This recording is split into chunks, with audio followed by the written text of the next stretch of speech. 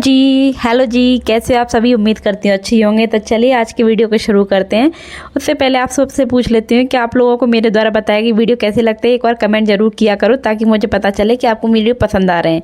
तो चलिए आज शुरू करते हैं कि बसंत पंचमी की पूजा किस तरीके से करनी चाहिए, हमें ऐसा क्या करना चाहिए जिससे माता सरस्वती हमसे प्रसन्न होकर के हमें आशीर्वाद दे। तो चलिए दोस्तों वीडियो को शुरू करते हैं। तो वीडियो शुरू करने से पहले माँ सरस्वती का एक बार सच्चे मन से नाम लेते हैं और माँ सरस्वती को बोलते हैं ओम सरस्वतये नमः, ओम सरस्वतये नमः। तो बसंत पंचमी माँ सरस्वती को समर्पित है।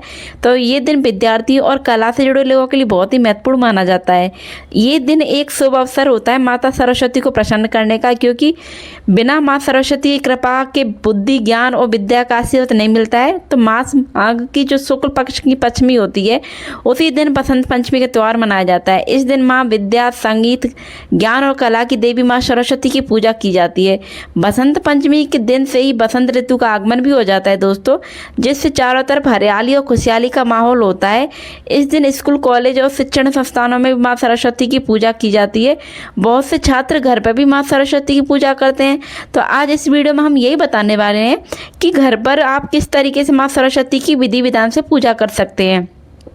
तो देखिए बसंत पंचमी के दिन सुबह सवेरे जल्दी उठ करके स्नान आदि करके उसके बाद पीले कपड़े पहन करके, कब पीले या सफ़ेद रंग के कपड़े पहने और अगर संभव ना हो तो हाथ में पीला कलाया बांध करके माँ सरस्वती की पूजा करनी चाहिए।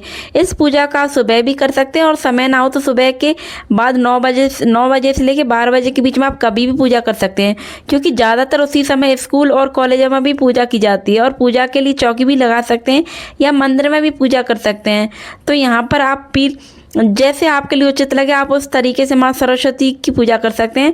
तो इसकी पूजा करने के लिए माँ सरस्वती की मूर्ति या फिर माँ सरस्वती की तस्वीर लेकर के आप एक चौकी पर या मंदिर के अंदर रखें और उसके बाद आप माता को शुद्ध जल से एक बार स्नान कराएं और स्नान कराने के बाद चारों तरफ आप गंगा जल छिड़कें।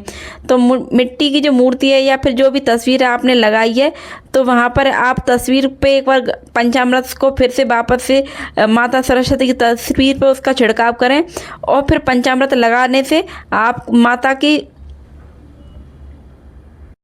पंचामृत लगाने से माता की असीम कृपा होती है। पंचामृत लगाने के बाद आप जो भी बचा जल है आप उसे इधर उधर ना फेंकें। उसके बाद आप किसी पौधे में उस जल को डाल दें या इसे प्रसाद के रूप में आप खुद भी ग्रहण कर सकते हैं। अब माँ सरस्वती को यहाँ पीले फूलों का आसन दे करके आप विराजमान कर सकते हैं और पूजा के लिए माँ सरस्वती की फोटो या मूर्ति आपने जो भी ली है उसे आप लेकर के उस पर पूजा के लिए पीले फूल उस माता की तस्वीर के ऊपर रख सकते हैं।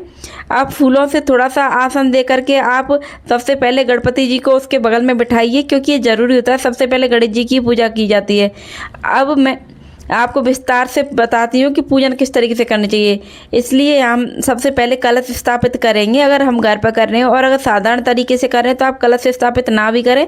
थोड़े से अक्षत लेकर के उस पर आप स्वास्तिक चिन्ह बना करके माता के सामने बना दीजिए और उस स्वास्तिक चिन्ह बनाने के बाद उसमें कलश रख दीजिए स्वास्तिक चिन्ह के ऊपर। और कलश नहीं है तो आप जो भी आपकी आरती की थाली है उस थाली को आप स्वास्तिक चिन्ह के ऊपर रखिए और उस थाली के अंदर एक तांबे का लोटा भी लें। तांबे का लोटा लें और अगर ना हो आपके पास तो आप स्टील का लोटा भी ले सकते हैं। लोटे पर हमें कलाया बांधना है उसके गले पर। इसके बाद रोली कुमकुम चंदन से कलश के ऊपर हम स्वास्तिक बनाएंगे। स्वास्तिक जो है वो बहुत ही ज़्यादा शुभ और मंगल का चिन्ह माना जाता है। तो इस प्रकार से हमें स्वास्तिक बना लेना है लोटे के ऊपर। इसके बाद सबसे पहले कलश के अंदर हमें गंगा जल डालना है। यहाँ पर 2-4 बूंदें हमें गंगा जल की डालेंगे। इसके बाद कलश को ऊपर तक शुद्ध जल से भरेंगे और इसके बाद कलश के अंदर नॉर्मली जो कि 1 रुपये का सिक्का डाला जाता है, थोड़ा सा अच्छा तो थोड़ी सुपारी फूल डाले तो सब इसके अंदर डालिए।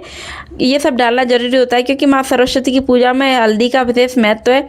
अब यहाँ पर आपको अशोक के 5 पत्ते भी लेने हैं, उन्हें चंदन रोली से तिलक लगा दिया जाता है। तो अशोक के आम के पत्ते ही कलश के अंदर डालें या लगाएं इसके ऊपर। अब एक पूरे पूर्ण पात्र रखेंगे, यानी कि प्लेट पर थोड़े से अक्षत रखेंगे और पूर्ण पात्र को कलश के ऊपर रखेंगे। इसके बाद आप देखिए एक शुद्ध देसी घी का दीपक जलाएंगे। वो दीपक आप माँ सरस्वती के नाम का जलाएं।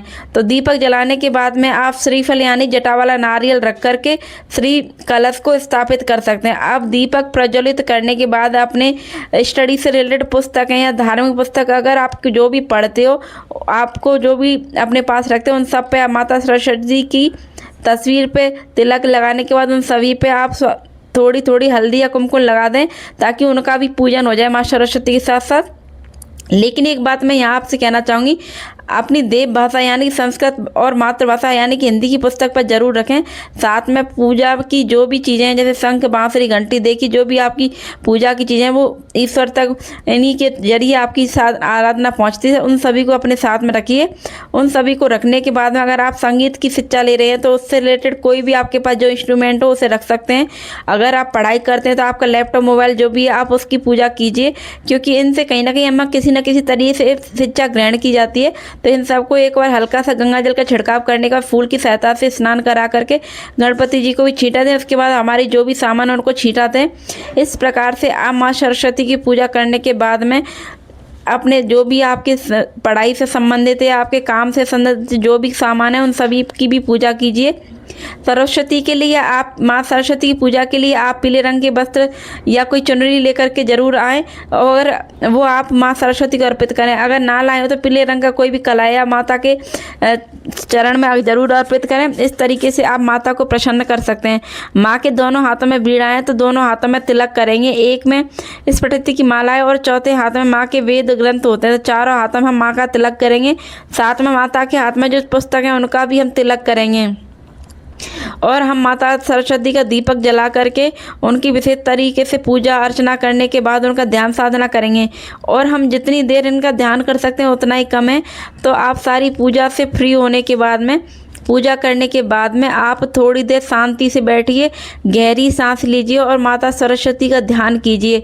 माता सरस्वती का ध्यान करने के लिए आप एकांत स्थान पर बैठिए। अगर आपने अपनी चौकी या आसन जो भी माता का लगाया है उसको अगर आपने ज़मीन पर लगाया है तो आप ज़मीन पर एक आसन बिछा करके बैठिए और आसन लगाने के बाद में आप ध्यान मुद्रा में बैठ जाइए। और उसके बाद आप अपनी आँखें बंद करके माँ सरस्वती का ध्यान कीजिए और अपने मन में धीरे धीरे ये दोहराइए, हे माँ सरस्वती। आपका जो भी नाम है आप अपना नाम दोहराइए और बोलिए कि हे माँ सरस्वती, मैं रिंकी आपका ध्यान कर रही हूँ, मैं आपकी ध्यान साधना करने जा रही हूँ। आप मेरी ध्यान साधना को स्वीकार करो।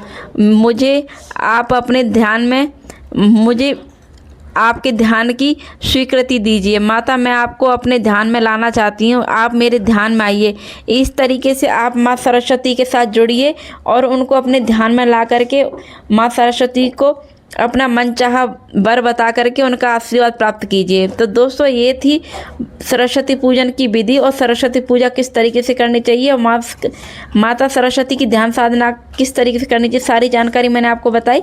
उम्मीद करती हूँ आपको वीडियो पसंद आया हो। वीडियो पसंद आया हो तो प्लीज़ वीडियो को लाइक करो, शेयर करो, चैनल को सब्सक्राइब करना बिल्कुल ना भूलिए और मुझे कमेंट करके ज़रूर बताइए कि आपको मेरे द्वारा दी गई जानकारी कैसी लगी।